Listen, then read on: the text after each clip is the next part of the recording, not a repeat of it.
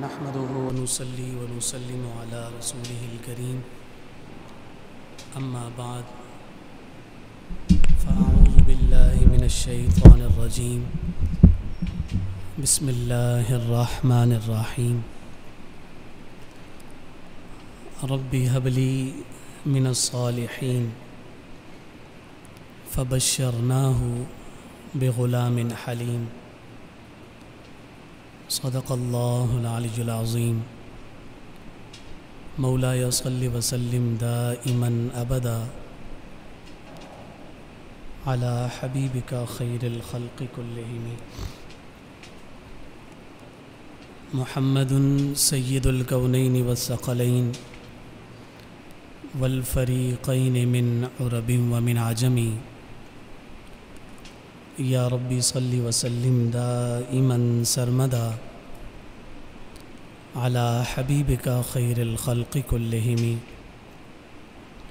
مغز قرآن روح ایمان جان دین ہست حب رحمت للعالمین۔ معزز اور محترم لائق صد احترام صد تکریم سامعین گرامی قدر، اللہ رب العزت کی توفیق اور عنایت سے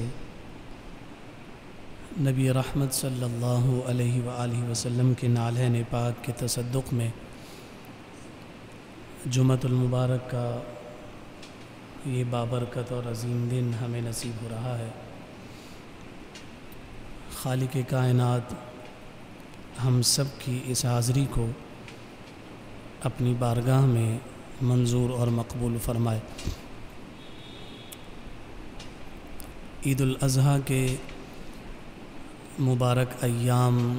قریب ہیں اور یہ وہ عظیم اور مقدس تہوار ہے کہ جس موقع پر امت مسلمہ اپنے اکابرین اور اپنی بزرگ ہستیوں کے ساتھ اپنی نسبت کا خوبصورت اظہار کرتے ہیں، اور نبی رحمت صلی اللہ علیہ وآلہ وسلم کے جد اعلیٰ جناب سیدنا ابراہیم خلیل اللہ علیہ السلام کی سنت کو تازہ کرتے ہوئے اس سنت ابراہیمی کو ادا کرتے ہیں، اور اللہ رب العزت کے اذن سے اور اس کے حکم پر جانوروں کی قربانی پیش کر کے رب کی پاک بارگاہ کا قرب حاصل کرنے کی سعی کرتے ہیں۔ حضرت اسماعیل علیہ السلام جو جناب ابراہیم خلیل اللہ علی نبینا و علیہ السلام کے صاحبزادے اور شہزادے ہیں، جنہیں بہت دعاؤں کے بعد اور بہت منتوں کے بعد اللہ رب العزت نے جناب ابراہیم کو عطا فرمایا، اور حضرت اسماعیل کے دنیا میں آنے کے ساتھ ہی امتحانات اور آزمائش کا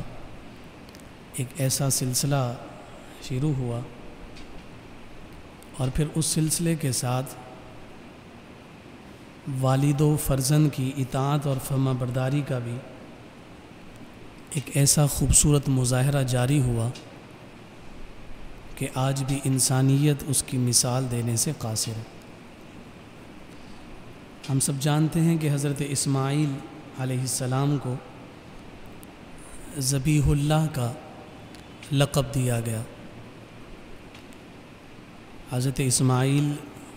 ذبیح اللہ ہیں، یعنی اللہ رب العزت کی راہ میں قربان کیے جانے والے۔ امام حاکم نے مستدرک علی الصحیحین میں اس حدیث مبارکہ کو ذکر کیا ہے کہ ایک شخص عرب کے دیہاتی علاقے سے آیا اور جب اس کی نظر نبی رحمت صلی اللہ علیہ وآلہ وسلم پر پڑی تو وہ کہنے لگا یا ابن الذبیحین، کہ اے دو ذبح کیے جانے والوں کے بیٹے۔ تو حضور علیہ الصلوۃ والسلام نے جب یہ سماعت فرمایا تو آقا کائنات صلی اللہ علیہ وسلم نے اس بات کی نفی نہ فرمائی، بلکہ حضور علیہ الصلوۃ والسلام مسکرا دیے کہ یہ شخص مجھے دو ذبیحوں کا بیٹا کہہ رہا ہے۔ اور ایک مقام پر خود آقا کائنات صلی اللہ علیہ وآلہ وسلم نے ارشاد فرمایا، اور یہ تفسیر کشاف میں سورہ صافات کی آیات کے تحت بیان کیا گیا کہ نبی رحمت صلی اللہ علیہ وآلہ وسلم نے ارشاد فرمایا انا ابن الذبیحین، کہ میں دو ذبیحوں کا بیٹا ہوں۔ جب یہ حدیث ہمارے سامنے آتی ہے تو تاریخ کے ایک ذبیح جو ہیں وہ تو بہت معروف ہیں، جناب اسماعیل ذبیح اللہ، کہ انہیں اللہ کے حکم پر ان کے والد جناب ابراہیم نے پیشانی کے بل زمین پر لٹا کر اللہ کی راہ میں قربان کرنے کی سعی فرمائی، تو اللہ رب العزت نے اس کے جواب میں فرمایا تھا قد صدقت الرؤیا، کہ تحقیق تم نے اپنے خواب کو سچ کر دکھایا، تو تب سے وہ ذبیح اللہ کہلاتے ہیں۔ تو چونکہ حضور نبی رحمت صلی اللہ علیہ وآلہ وسلم حضرت اسماعیل کی اولاد میں سے ہیں تو ایک ذبیح کے بیٹے ہونا تو ثابت ہے۔ یہ دوسرے ذبیح اللہ کون ہے؟ تو جب ہم تاریخ پر نظر کرتے ہیں، سیرت پر نظر کرتے ہیں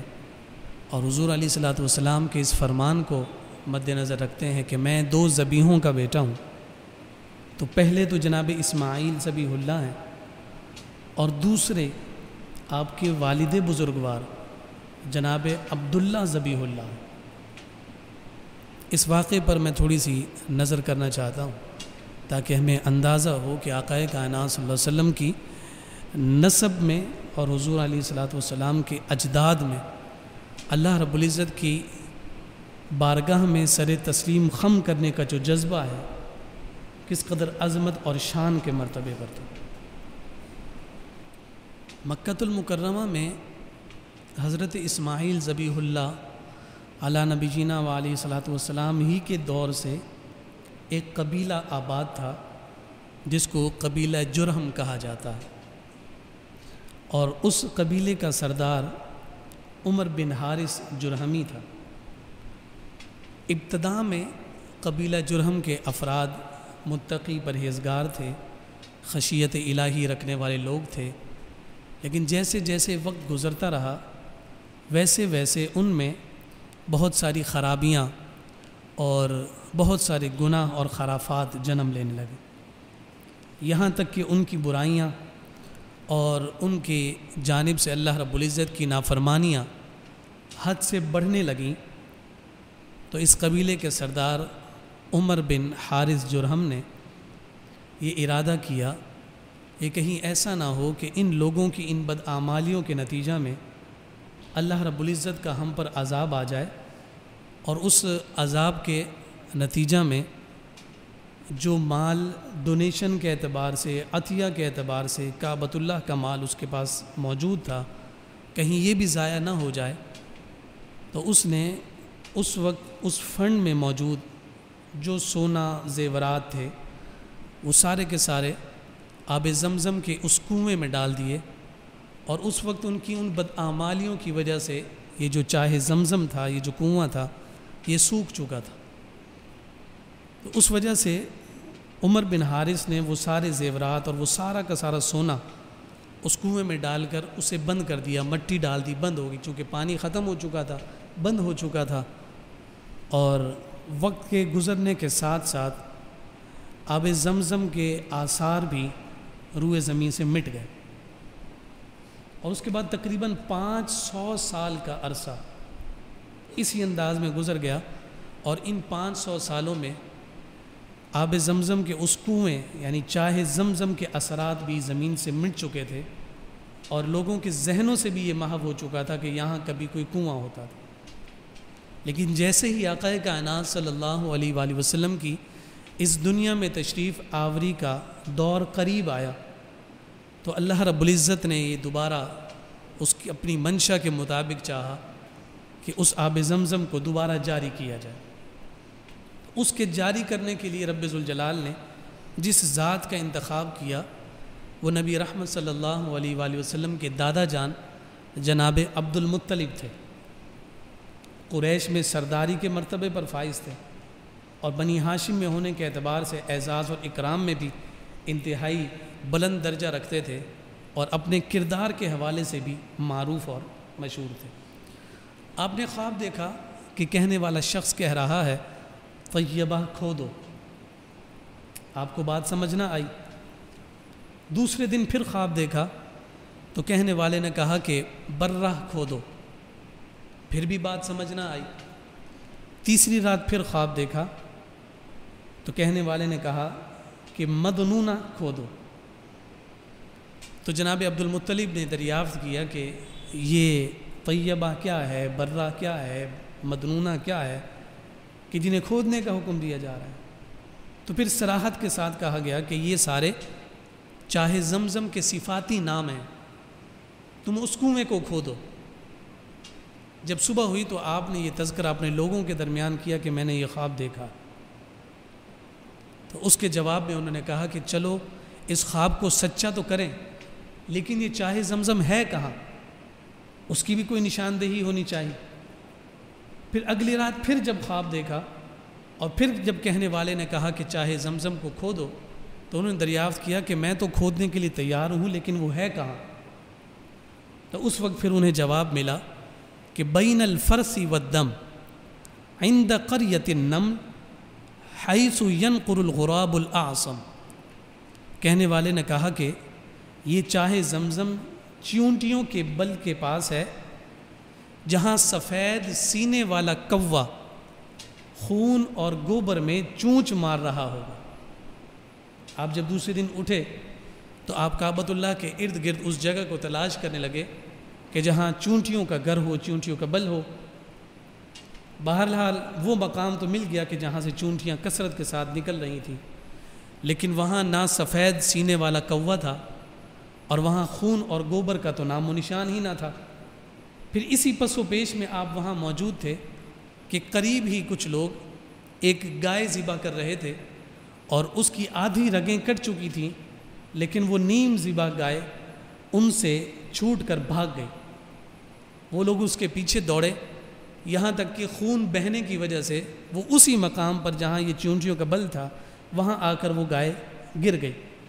تو ان لوگوں نے وہیں آ کر اسے ذبح کر دیا، اس کا گوشت نکال لیا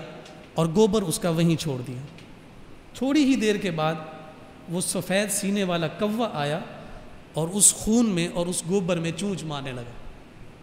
تو اب جناب عبد المطلب سمجھ گئے کہ یہی وہ مقام ہے جو چاہے زمزم۔ اس موقع پر پھر حضرت جناب عبد المطلب نے اپنے بیٹے جناب حارث کو، یہ ان کے پہلے بیٹے ہیں اور سب سے بڑے بیٹے ہیں، اور اس وقت تک ان کے یہی ایک بیٹے تھے، آپ نے کدال لی اور اپنے بیٹے کو ساتھ لیا اور کھدائی شروع کی۔ جب کھدائی شروع کی تو وہاں رہنے والے دیگر افراد نے آ کر مزاحمت کی، کیونکہ جس جگہ کھدائی کی جا رہی تھی وہاں دائیں اور بائیں دو بت جو ہے وہ رکھے ہوئے تھے، اور ان بتوں کے بارے میں ان کا ایک خاص معمول تھا کہ وہ لوگ وہاں اس کی آ کر چڑھاوا اتارتے ہوئے جانوروں کو ذبح کرتے تھے۔ ایک کا نام اصاف تھا اور دوسرے کا نام نائلہ تھا، اور وہ بتوں میں سے ایک بت جو ہے وہ مرد کی شکل کا تھا اور ایک عورت کی شکل کا تھا۔ یہاں میں یہ بات عرض کرنا چاہتا ہوں کہ تاریخ کی ستم ظریفی یہ ہوا کرتی ہے کہ جیسے جیسے حالات کی گرد ماحول کو اپنے اثر میں لیتی ہے تو حقیقت بالکل تبدیل ہو جاتی ہے اور سچ یکسر جھوٹ میں تبدیل ہو جاتا ہے، اور پھر وہ جھوٹ اس قدر سچائی کے ساتھ سایہ فگن ہو جاتا ہے کہ سچائی لوگوں کے قلب و ذہن سے کوسوں دور ہو جاتی۔ یہ اصاف اور نائلہ کے جو بت تھے، تاریخی حیثیت ان کی یہ تھی کہ چونکہ کعبۃ اللہ کے طواف اور اس کے حج کا سلسلہ تو زمانہ قدیم سے جاری و ساری ہے. یہ اصاف اور نائلہ جرہم قبیلے کے مرد اور عورت تھے، اور انہوں نے اپنی بے باکی کی انتہا اس وقت کی کہ جب عین حج کے ایام میں جب کچھ دیر کے لیے کعبۃ اللہ خالی ہوا تو اس مرد اور عورت نے کعبۃ اللہ کے اندر داخل ہو کر بد کرداری کی، اور اللہ رب العزت کے اس پاک گھر کی اس بے حرمتی کو رب ذوالجلال نے اس قدر سختی کے ساتھ اس پر عتاب فرمایا اور اس پر جو ہے اپنی سرزنش فرمائی کہ اصاف اور نائلہ جو مرد اور عورت تھے ان کے چہروں کو مسخ کر دیا اور انہیں مجسمے کی صورت دے دی. جب لوگوں نے آ کر انہیں دیکھا تو وہ عبرت کا نشان تھے اور وہ اللہ کی پناہ مانگنے لگے اور انہیں دیکھ کر رب ذوالجلال سے خوف کھانے لگے اور رب کی بارگاہ میں جو ہے استعاذہ پیش کرنے لگے اور معافی تلافی کرنے لگے، صرف اس سبب سے کہ اگر ان دونوں کو ہم نے قائم رکھا تو آنے والی قوم انہیں دیکھ کر عبرت حاصل کرتی رہے گی اور ان کے دلوں میں اللہ کے اس پاک گھر کی دھاک اور عظمت اور شان مزید بلند ہوگی. تو انہوں نے ان دونوں کو کعبۃ اللہ کے اندر سے اٹھا کر کعبۃ اللہ کی دیوار کے ساتھ باہر رکھ دیا. جو بدبختی، بد کرداری، بد نصیبی، عبرت کا نشان اصاف اور نائلہ کے وہ مجسمے تھے، جوں جوں وقت گزرتا چلا گیا اور مکہ کے لوگ بت پرستی اور شرک میں اور اس شرک کے دلدل میں دھنستے چلے گئے، ویسے ویسے وہ عبرت کا نشان اصاف اور نائلہ لوگوں کی عقیدتوں کا مرکز اور محور بننے لگا. یہاں تک کہ جنہیں دیکھ کر رب کی پناہ مانگی جاتی تھی، رب کی معافی مانگی جاتی تھی، انسان کے قلب و ذہن پر تاریخ کی گرد نے اس انداز میں پردہ ڈال دیا کہ اب اسے دیکھ کر انہیں رب یاد نہیں آتا تھا، بلکہ اصاف اور نائلہ کو ہی انہوں نے بت بنا کر ان کی عبادت شروع کر دی اور انہیں وہاں سے اٹھا کر اس مقام پر لا کر رکھ دیا کہ جہاں چاہے زمزم تھا اور لوگ وہاں آ کر چڑھاوا ڈالتے اور جانوروں کو اپنے ذبح کیا کرتے. تو ہاں یہ بات ہمیں مد نظر اور ملحوظ خاطر رکھنی چاہیے کہ جب بھی تاریخ کی بات کی جاتی ہے تو تاریخ سے بڑھ کر سچ بھی کہیں نظر نہیں آتا اور تاریخ سے بڑھ کر جھوٹ بھی کہیں نظر نہیں آتا. اس وجہ سے جب بھی کبھی عقیدہ قائم کیا جاتا ہے تو عقیدے کا استدلال تاریخ پر نہیں ہوا کرتا، بلکہ اس کا استدلال ان روایات پر جو درایت کی صورت میں ہم تک پہنچیں اور اس کے ذریعے سے سچا، کھرا اور ستھرا دین ہم تک پہنچا، عقیدہ اسی کی بنیاد پر قائم کیا جاتا ہے. ورنہ اگر تاریخ پر اعتبار ہو تو پھر ہمارا بھی وہی حال ہو کہ جو اصاف اور نائلہ کو عبرت کا نشان بنانے والوں نے اسی کی عبادت کرنا شروع کر دی. یہاں میں یہ بات بھی عرض کروں کہ تاریخ ایسی بے رحم ہوا کرتی ہے کہ وہ حقیقت کو یکسر مختلف کر دیا کرتی ہے، لیکن اللہ رب العزت نے آقائے کائنات صلی اللہ علیہ وآلہ وسلم کے قلب انور پر نازل ہونے والی کتاب قرآن مجید فرقان حمید اور زبان مصطفیٰ سے نکلنے والے الفاظ پر اپنی حفاظت کا ایسا پہرا عطا فرمایا ہے کہ آج اتنے 100 سال گزرنے کے باوجود بھی قرآن بھی اصلی حالت میں موجود ہے، مصطفیٰ کا فرمان بھی اصلی حالت میں موجود ہے. اور یہ اس بات کی بین دلیل اور بین ثبوت ہے کہ دنیا تبدیل ہو سکتی ہے، نہ رب کا قرآن تبدیل ہو سکتا ہے، نہ مصطفیٰ کا فرمان تبدیل ہو سکتا ہے. جیسا ستھرا کھرا فرمان 1400 سال قبل مصطفیٰ کی زبان سے جاری ہوا،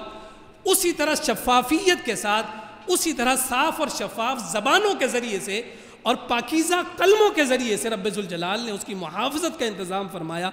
آج بھی اللہ کا کلام جاری و ساری ہے، قیامت تک جاری و ساری رہے گا، اور یہ اس بات کا اعلان ہے، یہ رب ذوالجلال ہی کی ہاتھ میں ہے کہ کس سے توفیق ہدایت عطا کرتا ہے اور کس سے ہدایت کا نور واپس لے لیا کرتا ہے. تو یہ اصاف اور نائلہ کا جب یہ معاملہ ہوا، انہوں نے کہا کہ نہیں، ہم تو یہاں نہیں ذبح کرنے دیں گے، یہ تو ہماری معتبرک جگہ ہے. یہ تو مقدس مقام ہے، یہاں پر تو ہم آ کر چڑھاوا چڑھاتے ہیں، اپنی قربانیاں پیش کرتے ہیں۔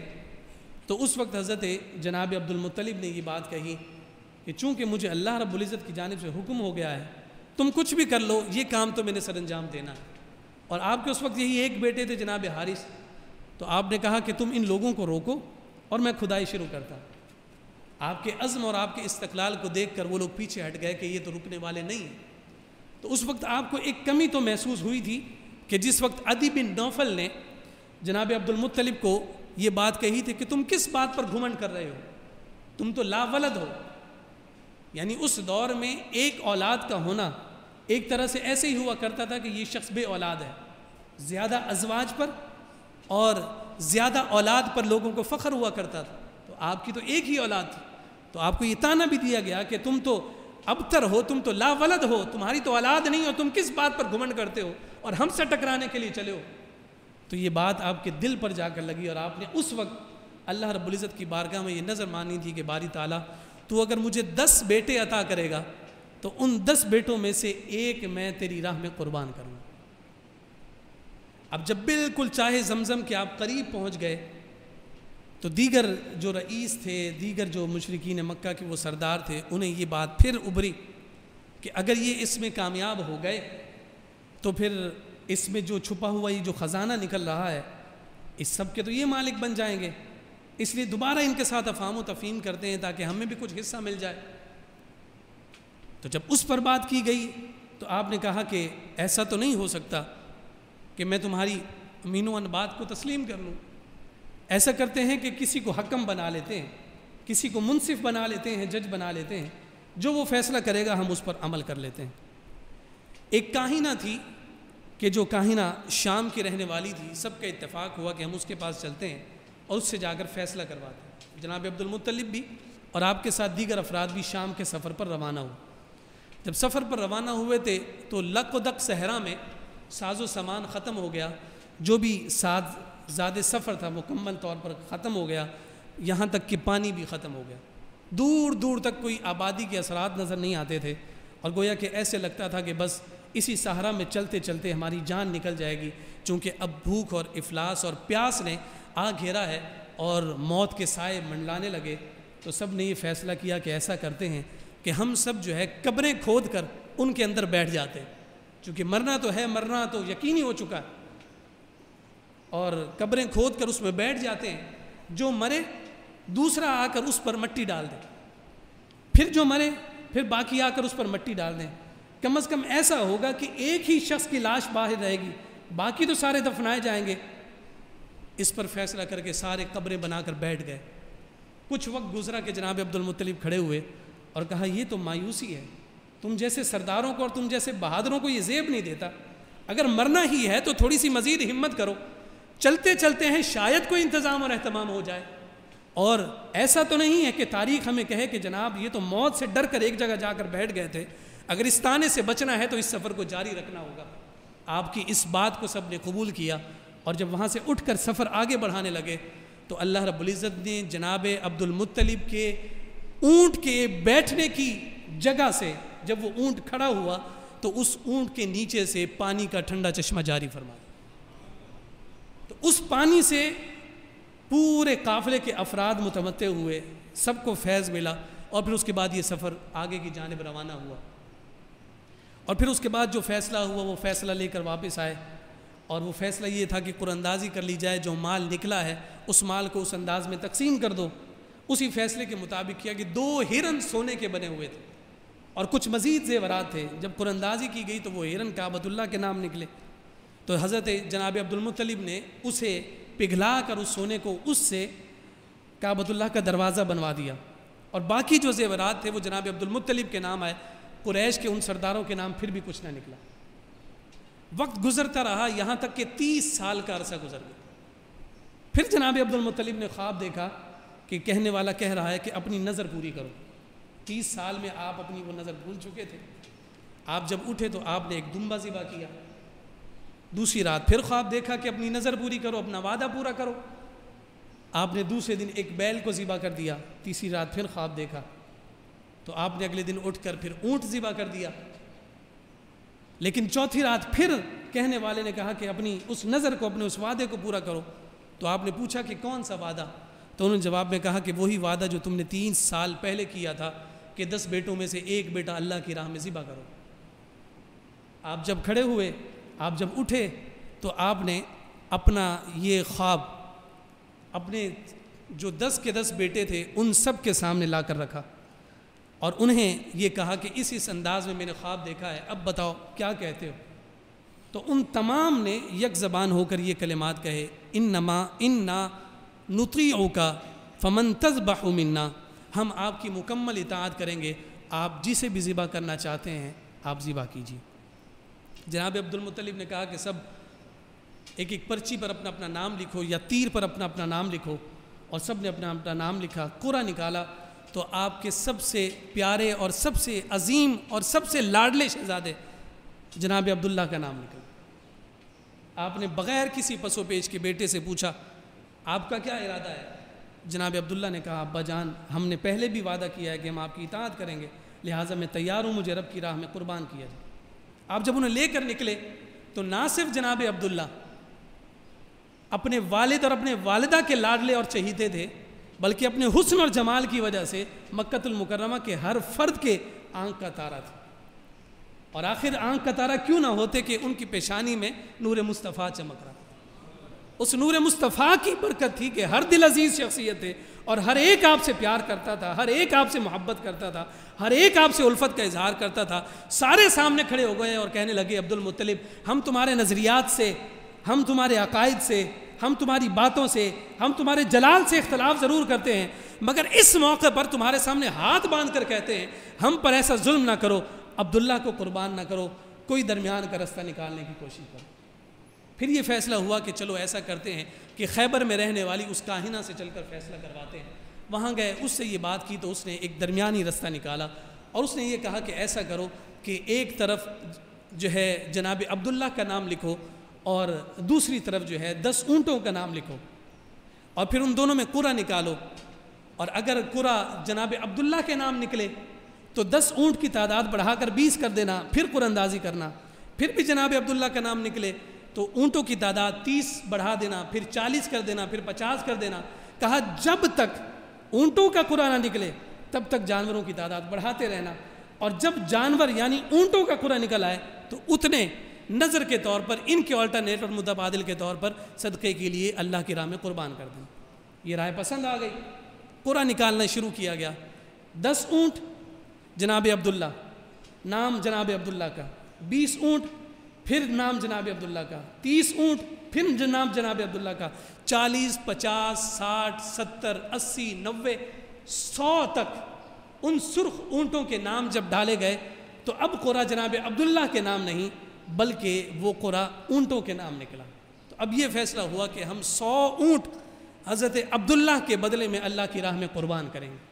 تو جیسے جناب اسماعیل ذبیح اللہ کے لیے اللہ رب العزت نے جنت سے مینڈھا بھیجا تھا،